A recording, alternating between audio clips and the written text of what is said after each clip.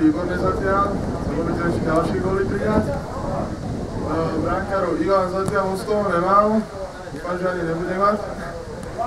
Superov brankár za góly nemohol, jednu tam výbornú chytil Martinovi Mihalikovi, takže to je tiež pohodiť. Ja ešte objasním tú Mirovú minuloročnú úspešnú anabázu v Krtovciach, keď Krtovciam pomohol postupu do vyššej súťaže, stal sa brankárom s najmenším počtom inkasovaných gólov, dokonca sa zapísal v poslednom zápase s Trebaticami do streleckej tabulky, keď strelil gól z pokutového kopu. Miro, ako spomínaš na túto sezónu? Sezóna bola vynikajúca, takúto sezónu som dovtedy nikde nemal, kde som bol. Cítil som sa tu úplne perfektne, futbal ma maximálne bavil.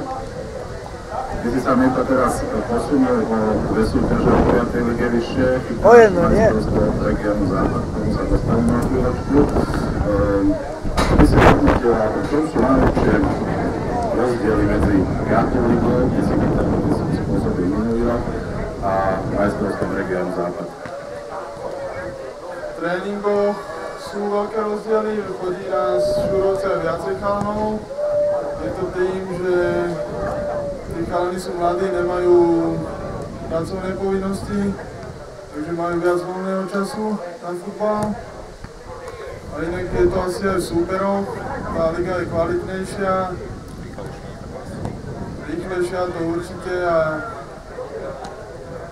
je tam viacej tých vyrovnaných zápasov. Tí zápasy sú zaujímavejšie, na rozdiel od minulej sezóny, keď sem prišiel súper, prišiel len brániť a aj tak odišiel z päťkou. Mirko, dohľadím teraz trošku na úsmevnejšiu po západe slovenského regiónu obletela fotografia tuto Mira Franka z Radošiny. Ako si spomínaš na tento moment? Tak bol tam taký pán, ktorý sa snažil byť taký komunikatívnejší. Pekne ste sa spolu rozprávali? No, bolo mu treba nejaké veci vysvetliť, kde sú medze. Ale bolo to ako príjemné, nič zlom tam nebolo, sme sa porozprávali a užal to. Miro teraz je brankárom, prvým brankárom v mužstve FC Horzes Šúrovce. Je to účastník majstrovstiev regiónu Západ, povednú súťaž ako hráme, vyššie ako hráme my. Ako sa ti tam, Miro, darí, ako stojíte po 5 kolách? Tak sme, keď sa nemýlim, 5. Darí sa nám celkom dobre, domáce zápasy sme všetky vyhrali, zvonku sme si privezli bod a jednu prehru. Zajtra nás čaká Skalica, takže dúfam, že to zvládneme a privezieme voľaké body odtiaľ, aby bola pohoda.